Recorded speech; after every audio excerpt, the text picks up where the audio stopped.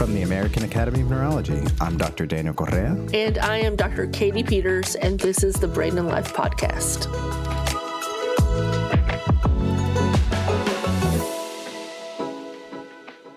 Welcome to all. It's time for the podcast, and it's time to also see how smart Dr. Correa is. So how smart is Dr. Correa? Ooh. So you're ready? Okay. Okay, so can you name the longest word? Oh, I gotta go with Mary Poppins. Supercalifragilisticexpialidocious. I think that's a really good one, but I will have to tell you it is smiles because there's a mile between the S's. Bump, bump, bump. Oh, man. Did I get you? Yes, definitely. I would not have thought about that one. I was trying to think of a word that was longer than supercalifragilisticexpialidocious. Okay, let's do another puzzle. This is sort of more of a riddle. So, Okay. Not on the earth, not in the sky. I'm always far away for when you have arrived at where I lie. I've again moved far away. What am I? I'm seeing a horizon, a sunrise, a fun puzzle for me, and a peaceful image in a moment on a stressful day. Ding, ding, ding. 100 points for Dr. Correa. You won. So, yeah, it is definitely puzzle time, in particularly word puzzles. I love doing puzzles, whether it's on my phone, like, doing the different word puzzles. How about you? Do you enjoy doing little puzzles on your phone? I do the New York City Wordle. Go you. I love Wordle. I love doing the New York Times crossword puzzle. I grew up using a magazine called Games Magazine, and they would have these amazing cartoon rebuses where you'd have to uncover what the hidden meaning is in the images. And I always had so much fun. You would submit it for a contest. And I was really excited because my dad and I would always do these together. And one time we got like 9 out of 10. It was like a big deal. Ooh, I think we may have won a t-shirt, but it was really exciting. And the person behind the Games Magazine and all these word puzzles is puzzle master himself, Will Shortz. He is the crossword puzzle editor for the New York Times. He recently had a stroke, and he talks about his recovery and how he's continuing to write puzzles. And I just had so much fun. And in fact, he gave me a word puzzle at the end of the podcast. So stay tuned to see if I figure it out.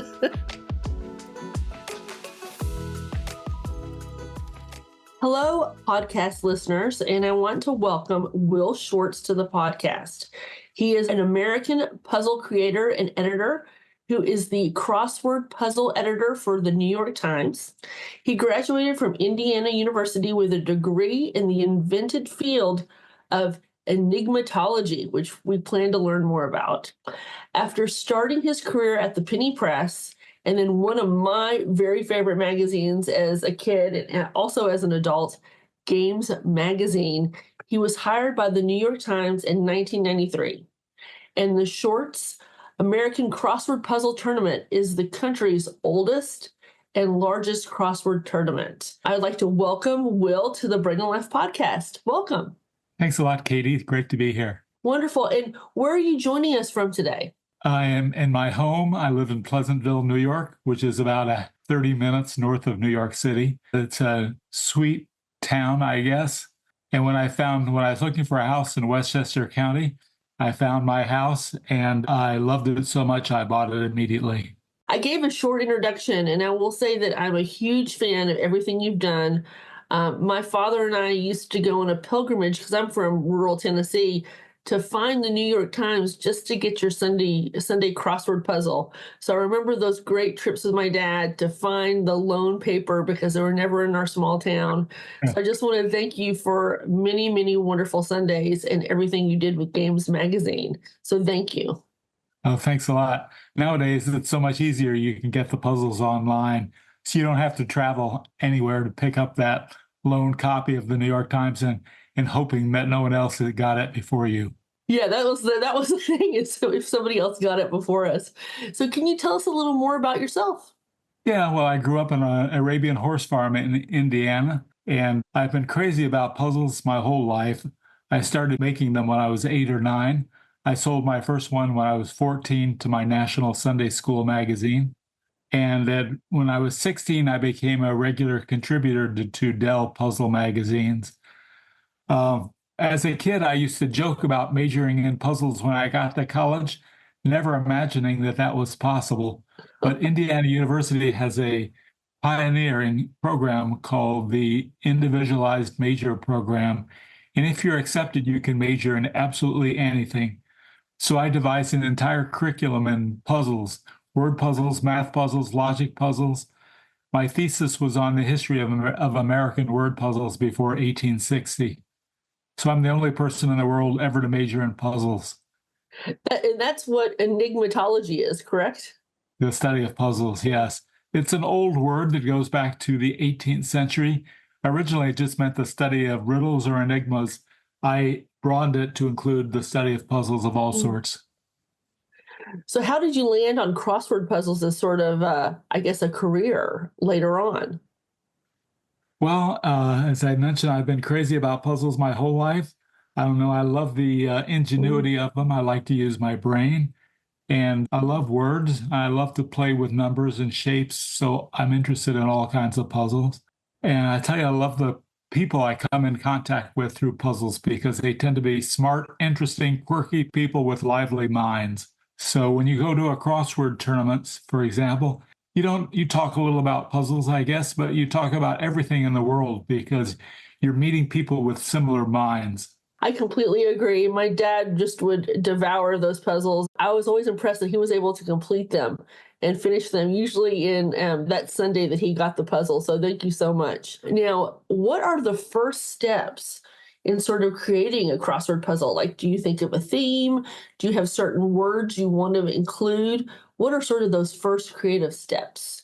Right. Well, it depends on what kind of crossword you're making. In the New York Times, the Monday to Thursday puzzles always have themes. The Friday and Saturday puzzles are themeless puzzles, just interesting vocabulary with very few black squares, lots of long answers. So if you're making a Monday to Thursday puzzle or a Sunday puzzle, which has a theme, you come up with your theme idea first and find the examples of it. And as you probably know from being a crossword solver yourself, the crossword diagrams are symmetrical, which means if you rotate them 180 degrees, the pattern of black squares will look the same as it does right side up. So, for example, if you have a 11-letter theme answer in the upper left corner of your grid, you have to have one in the lower right corner of your grid to balance it symmetrically. So once you place your theme answers in the grid and plot your pattern of black squares into chunks in the grid so that you think you can fill them with a good vocabulary, then you actually construct the grid with interesting, colorful words with as little obscurity as possible. And then when you're all done, you write your clues. That's how you make a puzzle. It's much harder to do than I just explained, but that's the process. Well, I think that's wonderful. I just love learning that. And do you have a favorite puzzle that you've ever created? Well, my favorite puzzle that I ever created, it wouldn't be a crossword puzzle. It's something I made for Games Magazine back in 1981 called the Equation Analysis Test, where it worked. They look like equations like 7 equals AW. No, sorry, 7 equals W of the AW. And you had to figure out what words those letters stand for. And in this case, 7 equals wonders of the ancient world. You had to solve the equations like that. So 5 equals S would be senses, or what if I said 5 equals D in a ZC? You would say digits in a zip code. That's how you solve the puzzle. So after this appeared in Games Magazine, it sort of went viral in that old-fashioned way where people would photocopy the puzzle and send it to other people. And after about 6 months, I started getting my photocopies of my own puzzle sent back to me saying, we saw this cool puzzle. Have you thought about running it in Games Magazine? And I thought, yeah, I thought about it. In fact, that's mine. And Us Magazine named it they had an annual What's Hot issue. They named it something in there, What's Hot in the Country. That's wonderful. I'm gonna have to look at. Is it just one? Is it just one game, or was it a theme? Because I can see you could go everywhere with that. It could be, the seven dwarfs. It Exactly. could be And it one. probably was one of them. DW, or Yeah, sorry, DD would be Disney Dwarfs. right.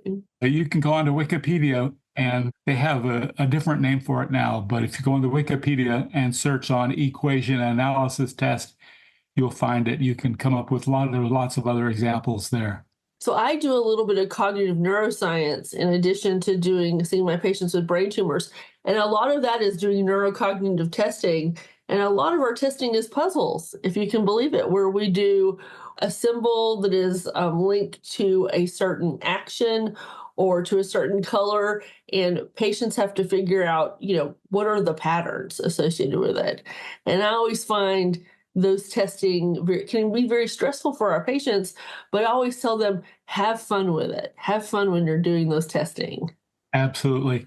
After I had my stroke in February, I was at a well-known rehabilitation center in my area called Burke Rehabilitation Center, and they gave me cognitive tests, and one of them was to name as many animals as I could in 60 seconds.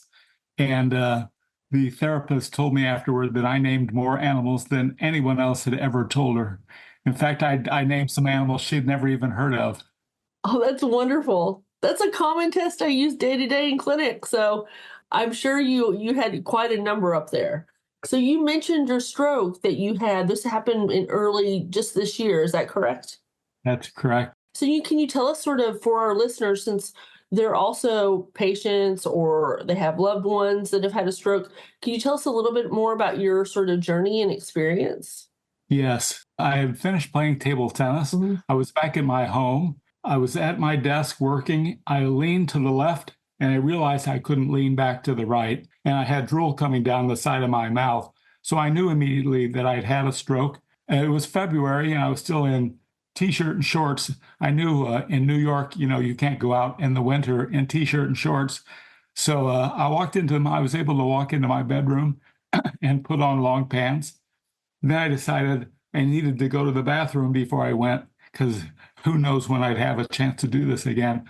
So I went in and used the bathroom, but then I couldn't flush the toilet and I crumpled to the floor. I was on my back and I couldn't get up on my hands and knees. I knew I needed help. So it took me 15 minutes. I squirmed my way into my office where my phone was. I called my partner who was in a different place. And he came and got me within 3 minutes, called an ambulance. And I actually recovered somewhat by the time the ambulance arrived. I was able to walk down about 20 steps to the street and get into the ambulance myself. They took me to a hospital. As you know, when you've had a stroke, one of the important things to do is get help as fast as you can. And I was able to get to the hospital within 60 minutes of having my stroke. Wonderful. And started getting help immediately. They give you a test there to loosen the blockage in the brain that caused the stroke.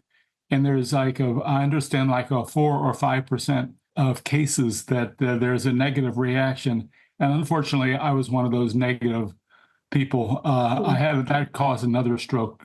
And so I was in the waiting room at the hospital talking with my partner, and he noticed that my speech started to become slurred. So I'd had a second stroke, but the hospital was very good. I was there for 10 days. And one of the nice things about the hospital, after I started to recover a little, they had therapists who got me on my feet and helped me walk a little. Then as I mentioned, I went to the Burke Rehabilitation Center where I was for 20 days.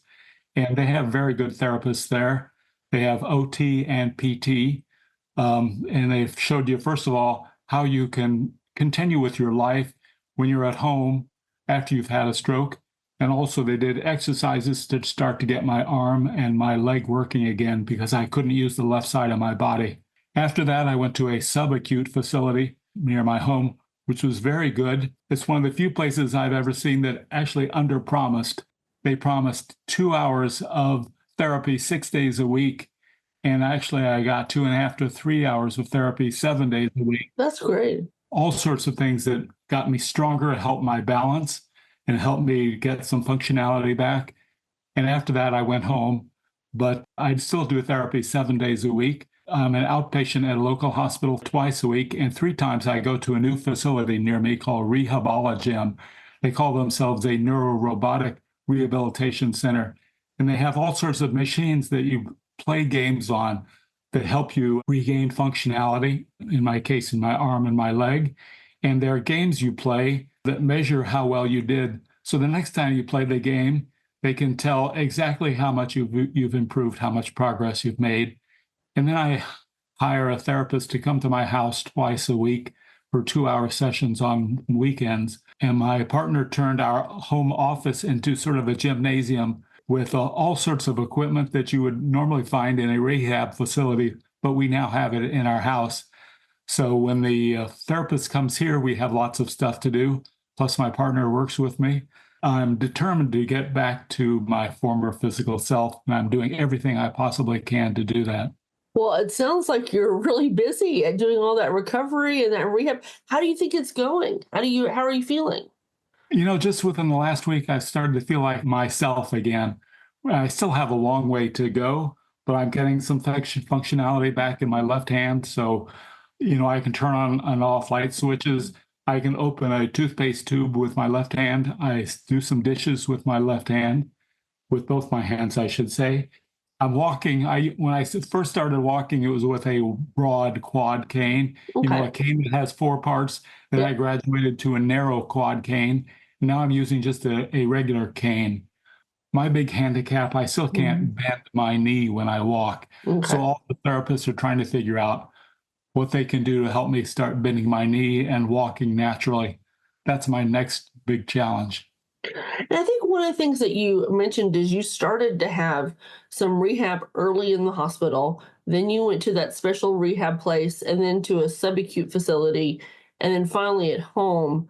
Um, can you sort of talk about, how each of those differed for you and how is your recovery? Is it plateauing? Is it still going up? Where are you at? Gotcha. So at the hospital, of course, I was in an acute facility, an intensive care there. So their main job was to just keep me well, but there was a little therapy. So I give them credit for that. And at Burke Rehabilitation Center, that was very helpful. They got me walking. I would walk using the thing at the side where I'd hold my hand onto the wall and I'd walk along the wall. And then I graduated to canes, as I say. I never get depressed, but I sometimes, there have been a few times when I've thought I've plateaued, but then after that, I start going up again and start getting better. I think my balance now is pretty good. As I may have mentioned, I'm fanatical about table tennis, and I'm back to playing table tennis again. Wonderful. I can't actually move my feet left and right, so I just stand at the table. But I have pretty good stroke. I shift my weight from my right leg into my left leg, and I have pretty good stroke. And I think table tennis is good as a mind activity too, because it's so fast. You have to react to the ball that's coming over and the spin that's put on it. So all these activities are good. I assume you're right-handed then. Is that correct? Fortunately, I'm right-handed, Okay. yes. Okay. Can you do a backhand now too? Yes, I do forehand and backhand. And sometimes people do forehand, backhand. So I have to go back and forth within a single rally. And do you feel like there's certain, like you mentioned that you're back playing table tennis, which I think is so wonderful, but there's definitely were some activities that you mentioned, particularly with some games. Do you find that those are more engaging than just sort of doing the regular physical therapy? Yes, games are very motivating. There's machines at Rehabilitation where first if you put your arm in a device and it measures how much range you have, either left and right or forward and back, and then you play the game within that range. So one of them has baby birds that are falling down from a tree, and I'm maneuver a basket at the bottom of the screen to catch the birds. Okay. And if I miss, then the birds die. So I want to catch all the birds I can. And another one, there's actually a ping pong game where there's a paddle on the other side of the screen hitting a ball at me, and I move my hand left and right to hit the ball back. Oh, they have a skiing game where there are gates on the left, middle, and right side of the screen. I have to maneuver as if I'm going downhill, and I have to get between the two gates. There's all sorts of games. Obviously, they make it fun, and I know that those games have improved me. Yes, I think those are always very helpful. And if you're somebody who likes games, you're in the science of games, and you've elevated that science and how you can use those to engage people and to engage them in their recovery. I just think are so important. So I would just say congratulations on your recovery and just keep on going. Oh, thanks a lot. I would have one bit of advice for anyone else in my situation. Sure.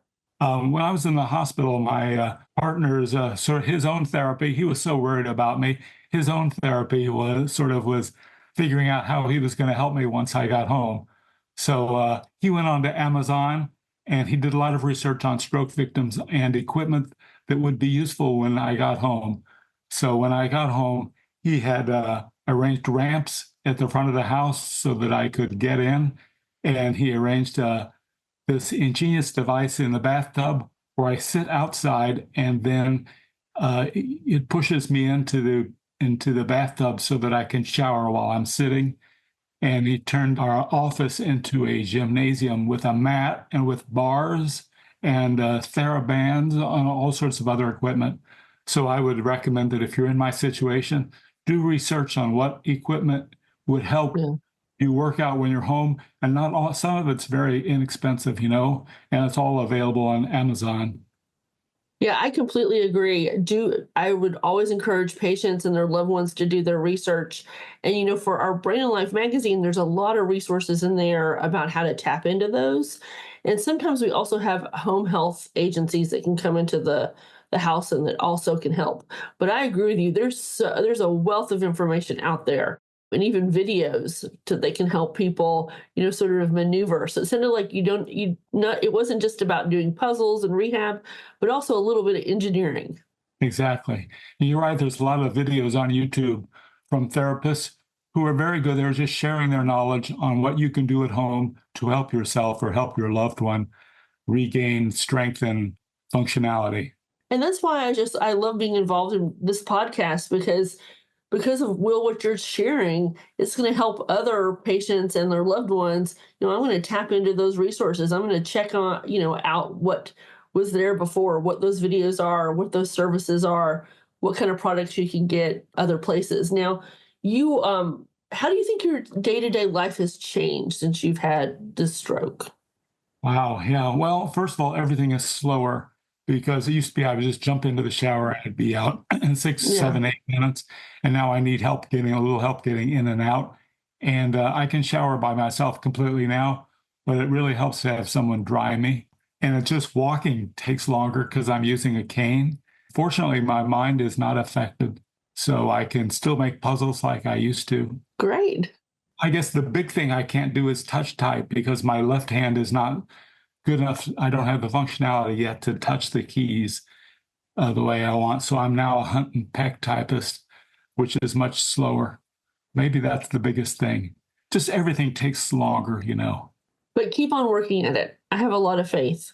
I will. In this short time talking to you, you're going on a great trajectory. So I'm very hopeful. Now, are you seeing any physicians to sort of monitor your condition since you've had a stroke? Do you go to see a neurologist and have tests and things monitored? When I first came home, yes, I went to a doctor and a neurologist to have tests done. And really, in every way, I'm fine except for the effects of the stroke.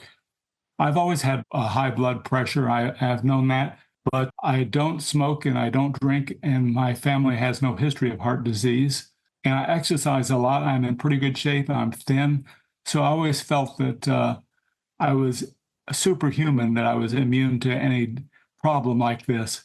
And unfortunately, I wasn't. I should have been taking some medicine long ago to reduce my blood pressure. So that's the big lesson that I've learned, is to take care of myself, take care of my body. And right now, of course, I'm taking medicine, aspirin, to reduce my blood pressure. I'm sure I'll be doing that for the rest of my life. Yeah, definitely go have your blood pressure checked, talk to your PCP. Those are all good lessons. And sometimes when we're feeling really good and we're living our lives, it's hard to go to the doctor. But I think it's a good lesson to know, at least get those basic things checked out. Yes. Now, are you, you mentioned that you're a little slower with making those puzzles. Have you made any puzzles since you are recovering? Yes, I've made lots of puzzles. When I say slower, I meant physically. Mentally, I think I'm the same as before. So I've made dozens and dozens of puzzles. And I still do puzzles every Sunday morning on National Public Radio. Those are original. I do that every week. It's wonderful. That's what, and I agree with you. Puzzles are great for your brain. And if you're somebody who likes to use your brain, and definitely, I think puzzles are the way to go. I know that I play them really daily, whether it's the New York Times app on my phone, which I do like to do all of those puzzles and all the different word puzzles, because they're like little crosswords, and of course there's Wordle, which everybody's been enjoying. So I love, and even Sudoku is on the phone. I use the New York Times app. That's a plug for the app. Nice. Okay, I'll give you a little puzzle. Okay. And I'm not expecting you to answer it immediately. Just take it over. Just think about it later. And it's to take the word elation, ELATION, and rearrange those 7 letters to name part of the human body. Elation, ELATION. Right. I'll just leave that to you. That's going to happen. Is it toenail? Wow, I'm so impressed. Wow. You got it. I've been a puzzler for a long time, Will. This is like... Pat yourself on the back. That is impressive how fast you got that.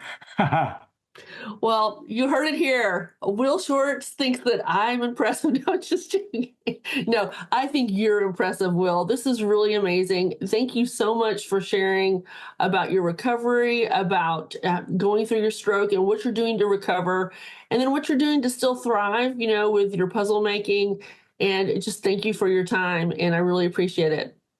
It was good to be here, Katie. Thanks a lot. Thanks.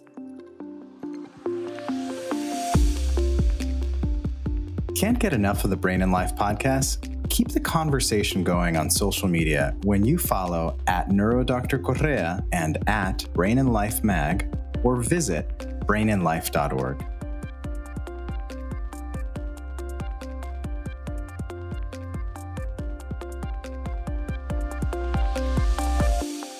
Welcome to our podcast listeners, and thank you so much for joining us today. I hope you're doing well.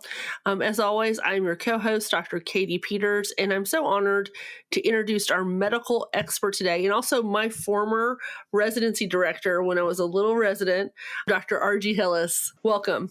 Thank you. Good to see you again, Katy. Absolutely. So Dr. Hillis is a professor of neurology with a joint faculty appointments in the physical medicine and rehabilitation and cognitive science.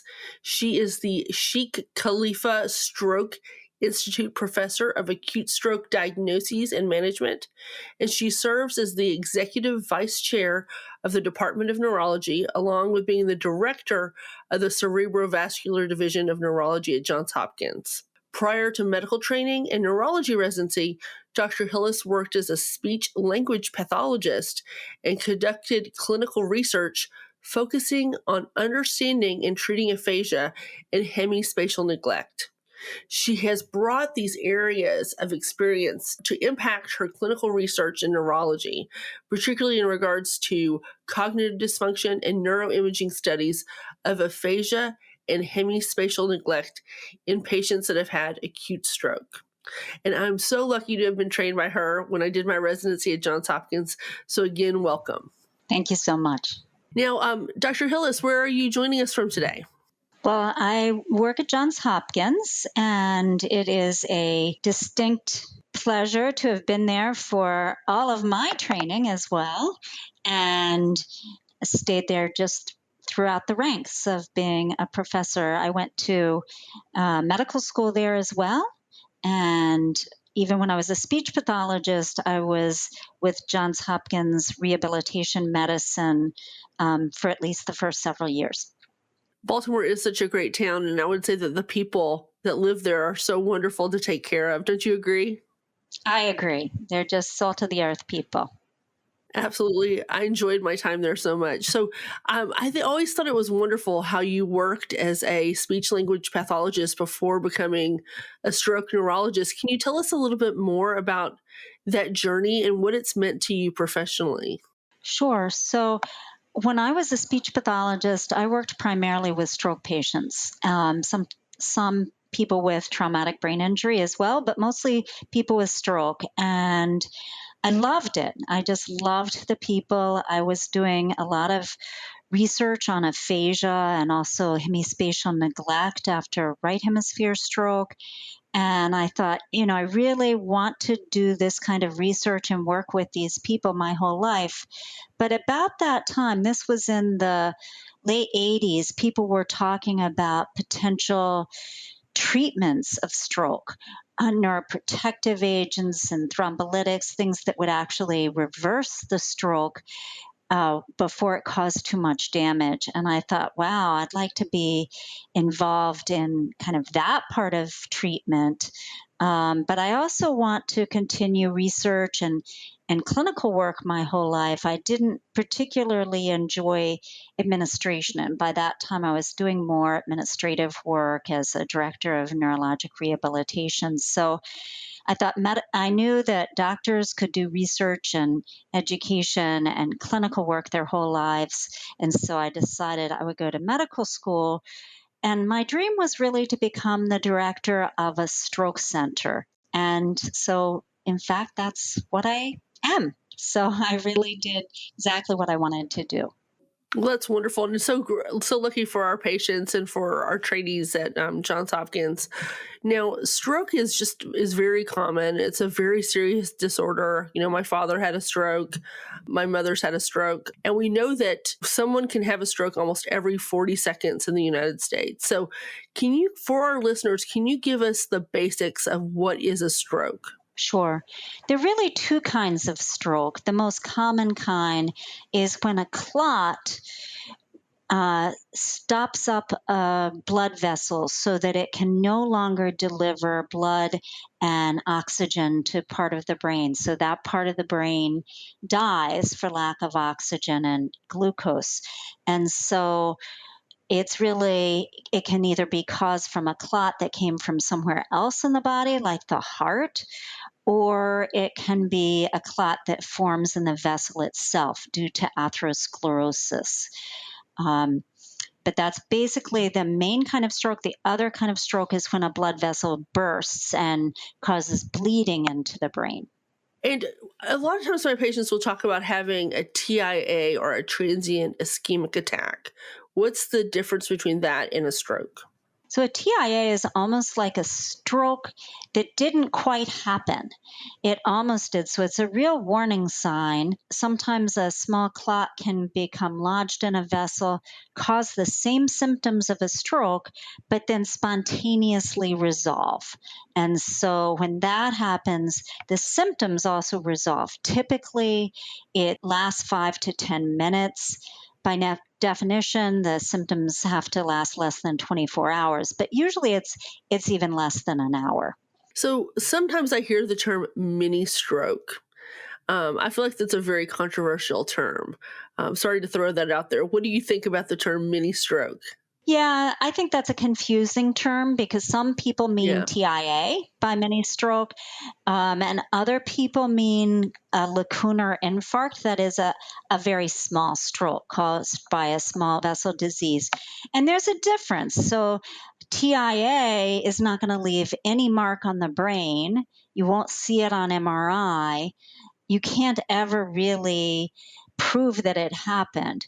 Whereas a lacunar stroke is a stroke caused by a small vessel that gets clogged It will leave a mark on the brain. Sometimes it causes symptoms, sometimes it doesn't.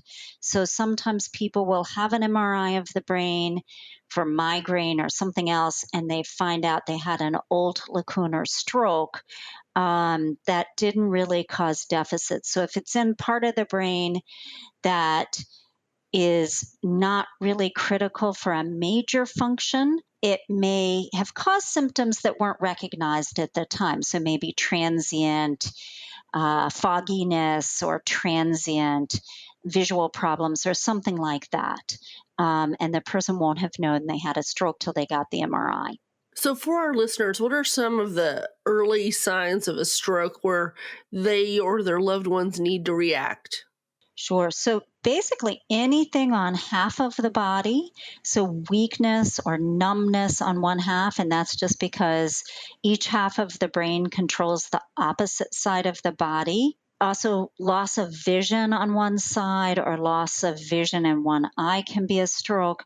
But the main thing we ask people to remember is the acronym FAST.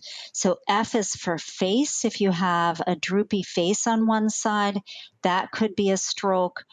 A is for arms. So if you hold your arms up and one of them drops, that could be a stroke. S is for speech. So if there's sudden change in your speech, either slurred speech or difficulty thinking of words or making no sense at all or not understanding other people's speech, that could be a stroke. And T is for time. If you have any of those symptoms, you have to call 911. Don't wait for your wife or husband to come home. Call 911, get to the emergency room as soon as you can, because those kinds of strokes can often be treated. If we see the clot that's causing the stroke, maybe we can pull it out or we can give some kind of clot buster medication intravenously. Now, recently, people have expanded the acronym FAST to be fast. So B is for balance. If you suddenly lose balance, that could be a stroke, like in the cerebellum, but really balance so bad you can't walk. And E is for eyes. So again, if you can't see on one side, that could be a stroke. If you can't see in one eye, that could be a stroke in the retina of the eye, and even something like double vision could be a sign of a stroke. Now, people have a little bit harder time remembering the whole acronym Be Fast. So if you can't think of anything else, remember FAST: face, arm, speech, time. Absolutely. And listeners, be fast.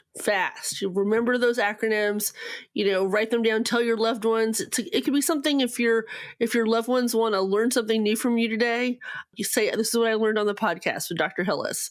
Fast or be fast for the signs of stroke. You alluded to some of the clot busting drugs. What are some of the other acute treatments for stroke? So the single most effective treatment we have now is endovascular treatment. And this means taking a catheter, usually from the femoral artery, sometimes more brachial arm arteries, up to the carotid artery and into if necessary, the middle cerebral artery, the arteries inside the brain, and pulling out the clot. Sometimes that's with something that can be snagged. Sometimes it's almost like a suction that pulls it out. But there's various ways of getting the clot out. And then the blood flow is restored, and that causes a significant improvement in function and reduction in the ultimate size of the stroke. So that's the most important kind of treatment these days. And we are all about brain health on this podcast. We've done several episodes on it. What are some modifiable risk factors that you can share with our audience that they can work on to decrease stroke risk? Well, first of all, if they smoke, they've got to stop.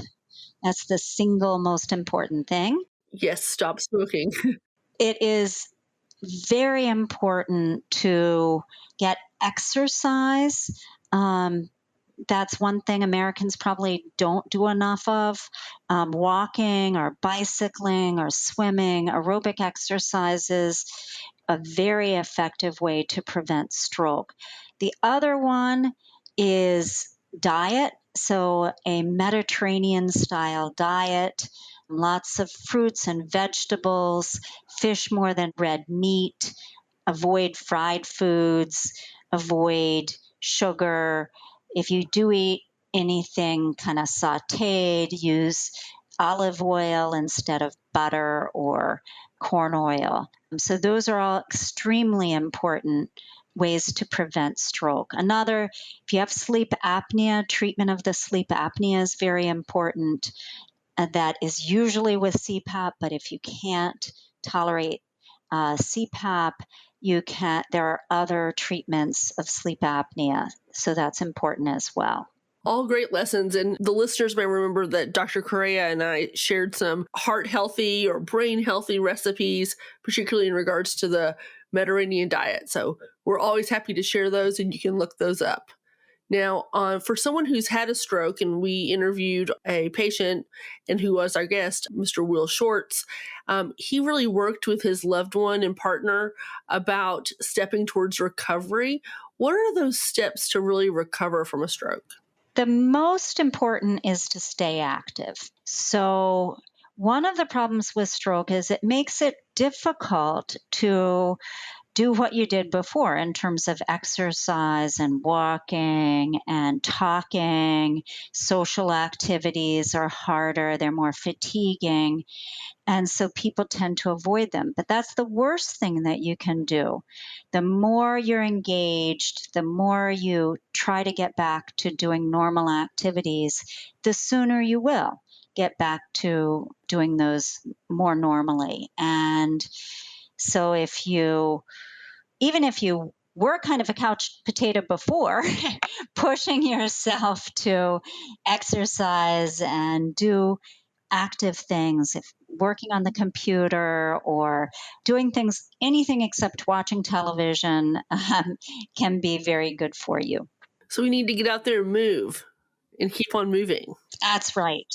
Exactly. I like that. And what about, in particular, for your past specialty with being a speech pathologist, any tips about those particular patients that may have trouble speaking after a stroke? Absolutely. It's pretty much the same thing, is get back to talking. Read out loud to your cat or dog. They like the sound of your voice, or your grandchildren. Talk as much as you can.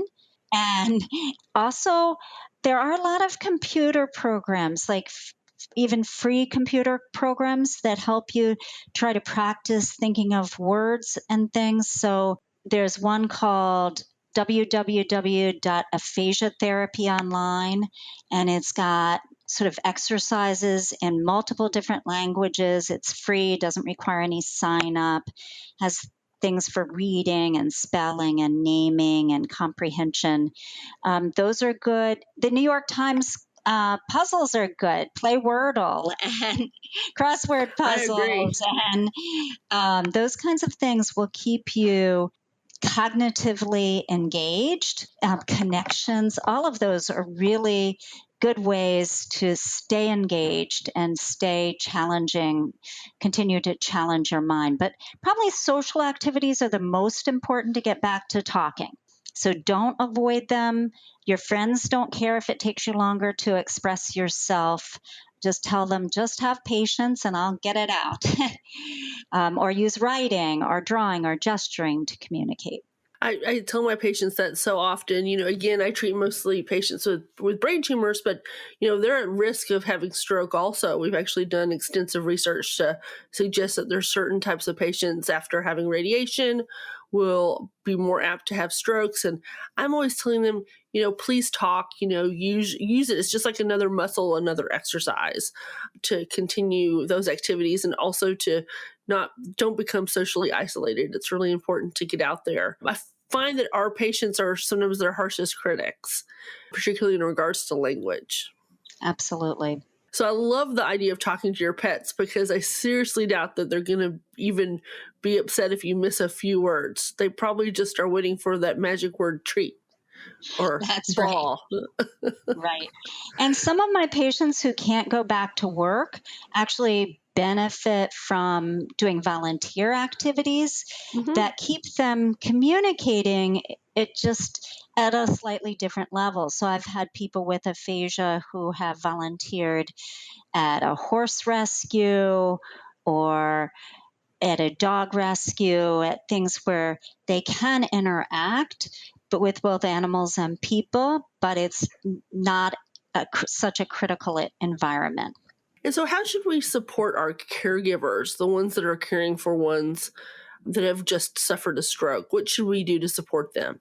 The most important thing is to let them have some time to themselves. So they're spending often a full time just helping their loved one with various activities. And they may have taken on a lot of things they didn't do before, maybe cooking or the finances or the driving. So they're very busy.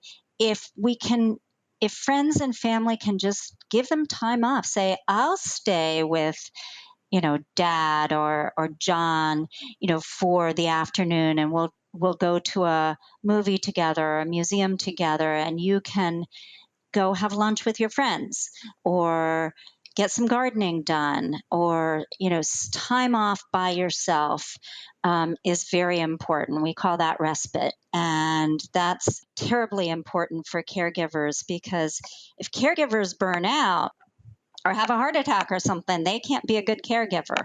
And so it really is important for both the person with stroke and the person taking care of them, for the caregiver to have that some time off. Yeah, I learned from one of our other guests who was a caregiver. She said self-care is care. And you need to remember you need to give that care to yourself. So definitely. Now, Dr. Hillis, you do research in the area of stroke. What is new and hopeful and exciting for patients that are recovering from stroke or even preventing stroke? For stroke recovery, there are a lot of sort of new interventions, and some that aren't maybe so new but are becoming more used. One of them is non-invasive brain stimulation. So transcranial direct current stimulation is a non-invasive, non-painful stimulation over the skull that reduces the threshold of activation of neurons under the area that's stimulated. And that can help what we call neuroplasticity. So it can help healthy areas of the brain to kind of take over for the damaged parts of the brain. Transcranial magnetic stimulation is another one. Especially the transcranial direct current stimulation needs to be done along with an activity like language production if you're trying to improve language, or motor exercises if you're trying to improve motor function.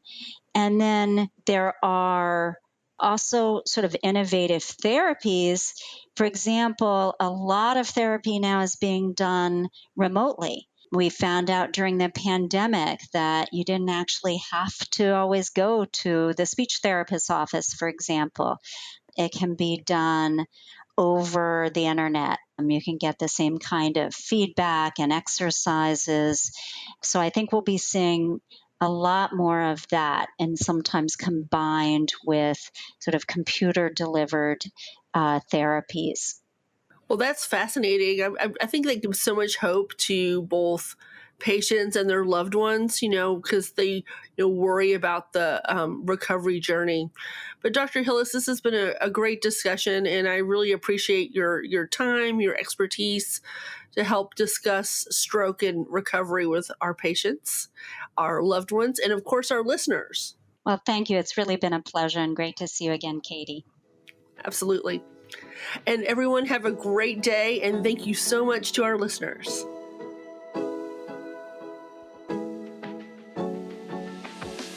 Thank you again for joining us today on the Brain and Life podcast. Follow and subscribe to this podcast so you don't miss our weekly episodes. You can also sign up to receive the Brain and Life magazine for free at brainandlife.org.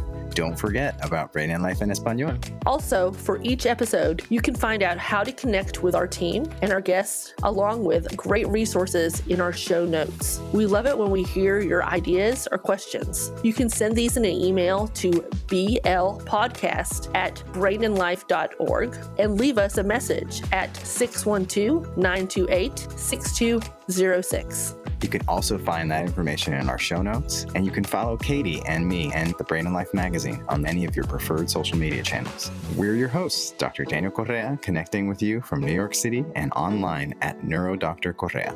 And Dr. Katy Peters joining you from Durham, North Carolina, and online at Katy Peters, MD, PhD. Most importantly, thank you and all of our community members that trust us with their health and everyone living with neurologic conditions. We hope together we can take steps to better brain health and each thrive with our own abilities every day. Before you start the next episode, we would appreciate if you could give us 5 stars and leave a review. This helps others find the Brain and Life podcast. See you next week.